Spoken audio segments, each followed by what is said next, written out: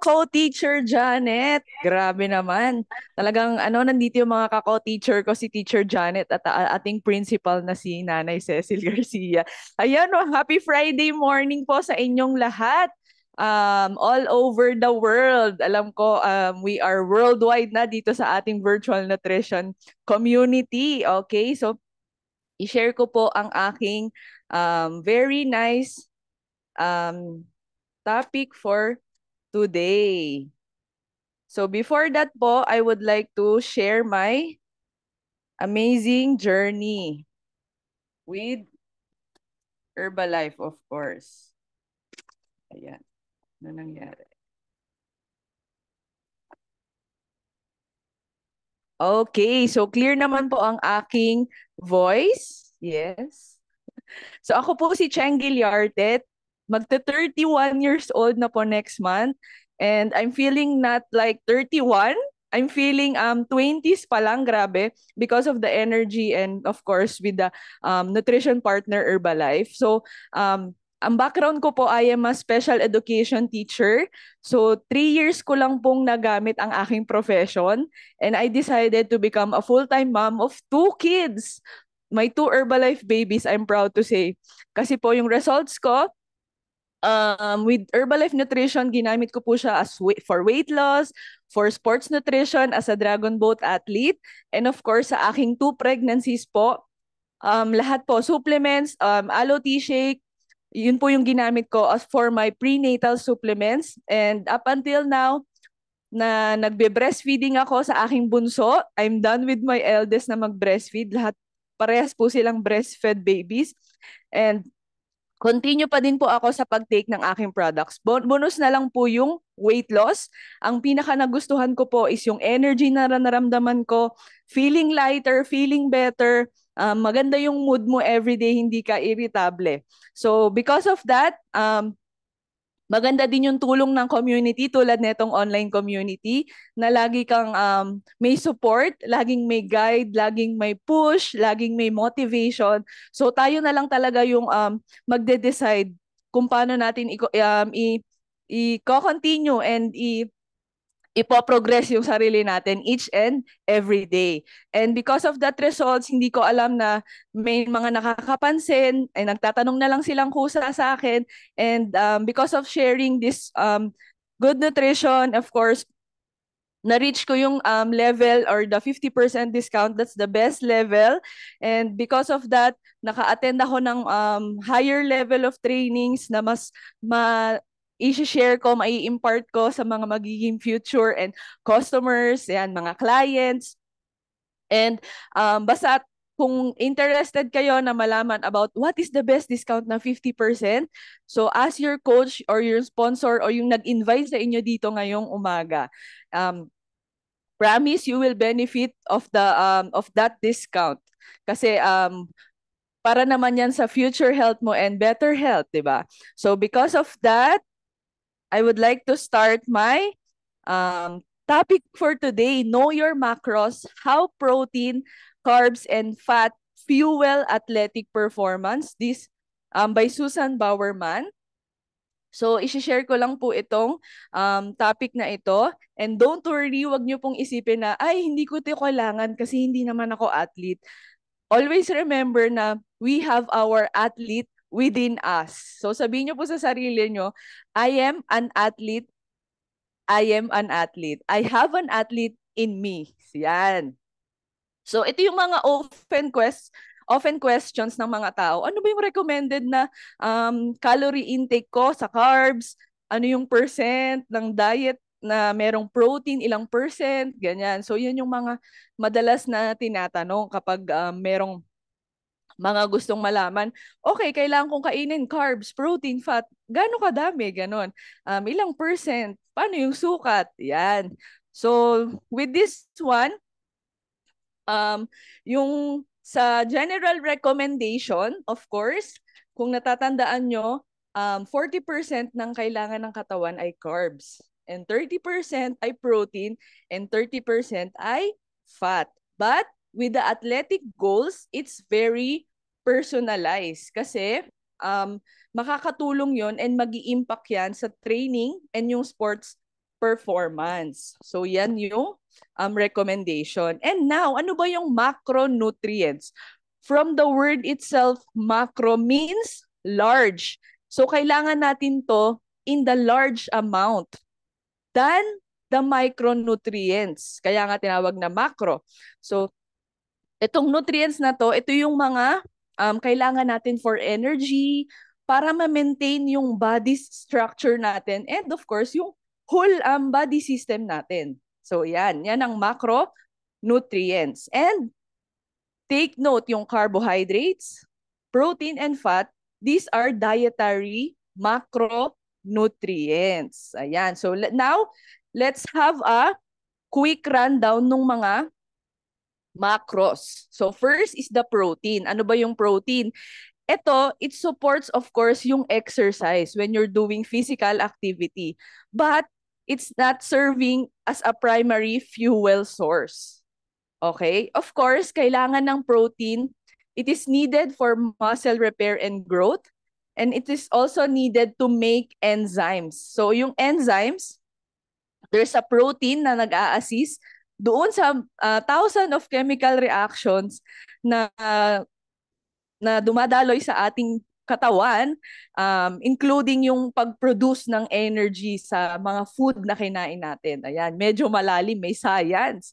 Okay? So, and isa pa, it is used to manufacture antibody. So, like yung mga hormones natin sa katawan, like yung insulin, ganyan, glucagon, mga ganon, na yun yung tumutulong na ma-regulate yung levels ng sugar natin sa blood natin.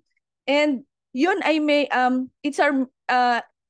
those are made ng amino acids na nakain natin from the proteins, di ba?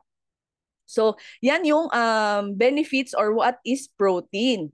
And of course, yung katawan din natin ginagamit tong protein na ma-fight kung meron mang infection yung katawan natin, 'di ba? Ang galing ng protein. So now, ito yung recommended protein intake if for endurance athlete and strength athletes. So sa endurance athletes, it needs 1 to 1.3 grams per kilogram of body weight. Ayan. And sa strength athletes naman, kailangan ng 1.5 to 2 grams per kilogram of body weight. Ayan. So example, if you are an endurance athlete, kung 180 pounds ka or 82 kilos, ang kailangan mo per day na protein ay 90 to 110 grams. And if you are a strength athlete, so example din is 180 pounds ka or 82 kilograms, ang kailangan mo na protein ay 130 to 150 grams per day. So grabe, di ba? So next macronutrient is the carbohydrate. So sino may favorite dito ng carbohydrates? Type nyo dyan, carbs. Ayan, of course. Ito ay main source ng fuel. So this is the main source ng fuel during exercise. Ayan. Of course, very important to sa athletes na ma-consume nila in adequate amounts. Kasi dito malalaman kung available ba yung carbohydrates na na-store nila sa kanilang muscles, sa kanilang liver, sa kanilang bloodstream. So, mas magagamit nila yun as fuel when they are exercising. So, merong mga carb requirements na nagva-vary based dun sa activity level. So, pag most moderately active people, kailangan ng 45 to 55% ng calories from carbs. And kung endurance athlete, 55 to 65% of total calories. And if you are an ultra endurance athlete, ito yung talagang naglalas ng 4 hours or more, kailangan mo ng 75% of total calories from carbs. Like yung mga nagtatriathlon, ganyan. So, sabi naman ng sport dietitians, they prefer na i-calculate yung carbohydrates na kailangan depende doon sa body weight rather than sa percentage ng calories. Kanina percentage. That's for the um, general. Pero if really talagang merong goal, merong athletic goal, so you follow this calculation from the sports dietitians na if you are a general training athlete, 2.5 to 3 grams per pound of body weight. If you are endurance athlete, 3 to 4.5 grams per pound of body weight. And ultra endurance athlete ay 5 grams per pound of body weight. So grabe ka specific yung mga kinakain if you are really want to fuel yung athletic performance mo. Kung talagang athletic ang gusto mong datingan. Ayan. And of course, the last macronutrient is the fat. So, ano bang matutulong ng fat? First, it supply the body with essential fatty acids. Kaya nga tinawag siyang essential kasi hindi to napoproduce or nagagawa ng ating katawan. So, kailangan siyang makuha sa mga kinakain natin or from our diet. And number two, important part of the structure of every cell in our body. So, importante siya sa every cell of our body. And it serves as a valuable source during activity. So, isa din siyang source during exercise or activity. So, ano ang recommended intake for fat? If in general population, we need 25 to 30% of the total calories. And of course, sa athletes, they are encouraged to select yung mostly na unsaturated fats. Like yung mga foods na nuts, avocados, olive oil. Ayan, yan yung mga main or usual na may unsaturated fats. So, of course, yung katawan natin, ginagamit yung carbohydrates and fat as fuel. Depende sa intensity and duration ng activity. Kapag yung exercise intensity is light to moderate, yung fat nagsusupplies about half of the body's energy needs. Especially kapag yung duration nag-i-increase, mas mag-i-increase din yung pag-supply ng fat sa katawan. So example, kung nagja-jogging ka ng more than 20 minutes na, 'di ba? Yung pace mo moderate lang. Of course, yung fat it becomes increasingly more important than carbs para ma-sustain mo yung exercise mo. Okay, gets? So mas nauunang ma-consume yung carbohydrates and then when you are more than the activity na or parang mas matagal mo nang ginagawa yung activity, the fat comes in to become your fuel source.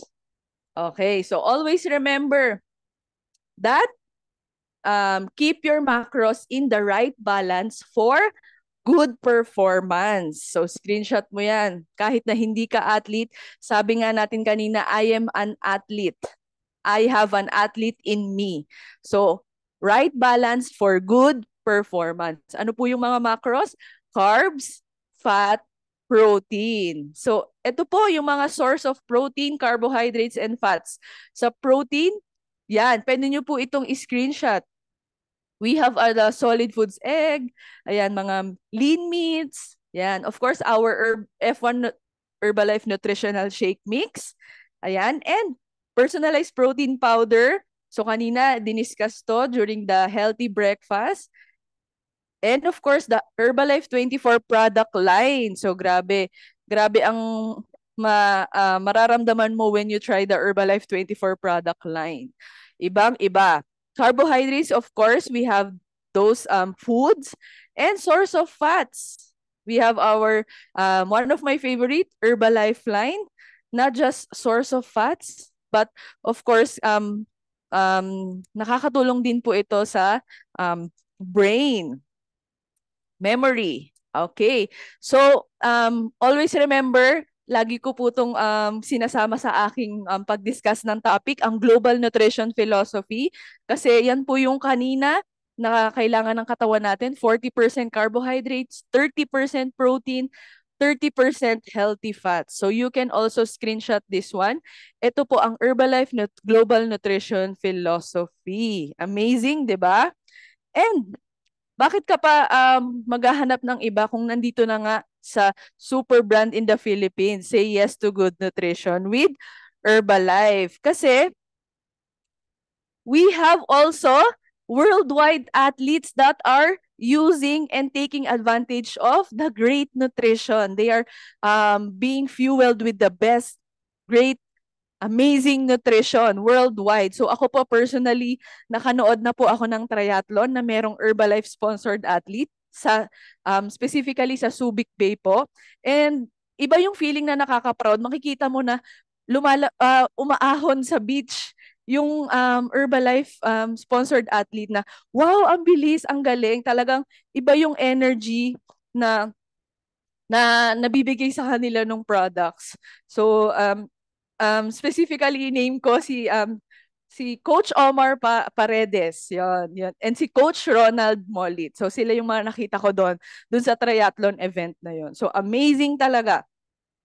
So of course, bakit ba nila pinili yung Herbalife? Kasi we are number one in the world.